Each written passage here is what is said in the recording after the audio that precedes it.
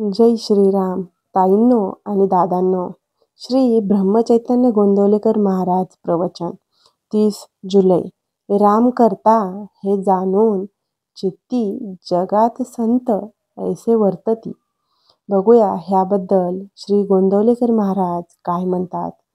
जेथे मीपणाचे ठाणे तेथे दुःखाचे साम्राज्य असणे हा आहे नियम.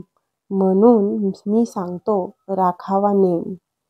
सर्वस्वी व्हावे भगवंताचे, मी माझे सोडून साचे. बाह्य मीपणाने जरी सोडले, पण अभिमानाने वृत्ती बळावली, तेथे घाताला सुरुवात झाली. बुद्धी करावी स्थिर, नामी असावे प्रेम अनावर. राम करता हे जाणूनी चित्ती, जगात संत ऐसे वर्तती. साधनी सावधान जाण, हेच साधकाचे मुख्य लक्षण.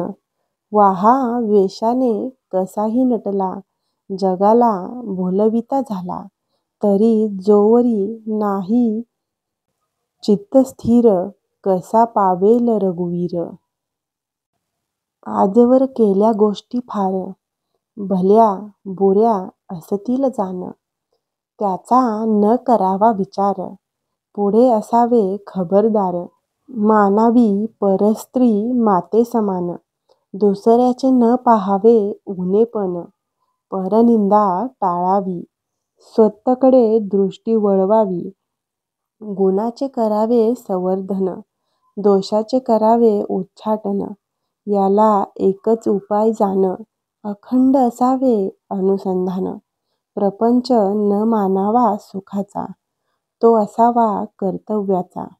वृत्ती असावी स्थिर, चित्ती भजावा रघुवीर. असा करा काही नेम, जेणे जवळ येईल राम. प्रपंचाची धरिता कास, दुःखाची पावे खास. प्रपंच हाच आधार, प्रपंचाविना निराधार.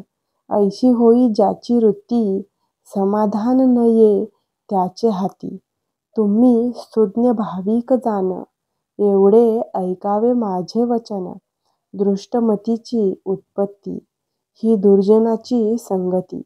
भावे धरिता रघुपती, सर्व संकटे दूर जाती.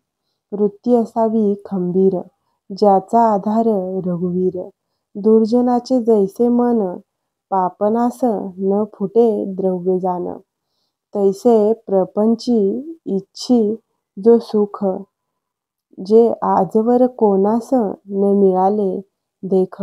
प्रपंचाचे दुःख जाण, ते मीपण असल्याची खूण जाण. जगात वर्तावे घरात असावे, व्यवहारात व प्रपंचात वागावे, परी न कोठे गुंतावे. फार दिवसाचा वृक्ष झाला, घरातील घडामोडी दिसती त्याला.